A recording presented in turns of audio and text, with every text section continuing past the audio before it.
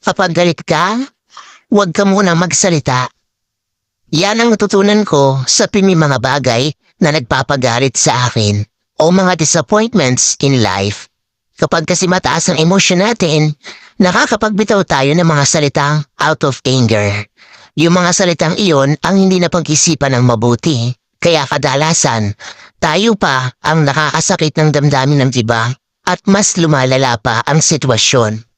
Kapag galit ka sa isang tao o pangyayari, hayaan mo muna ang sarili mo mag-cool down. Hayaan mo munang lumipas ang init ng ulo mo. Huminga ka ng malalim at dahan-dahang ikalma ang utak. Doon nasusunod ang pagkakalma ng puso. At kapag okay na, pag-usapan niyo na. Mas may sense na ang mga sasabihin mo. Mas mapag-iisipan na ang mga salitang lalabas sa bibig mo.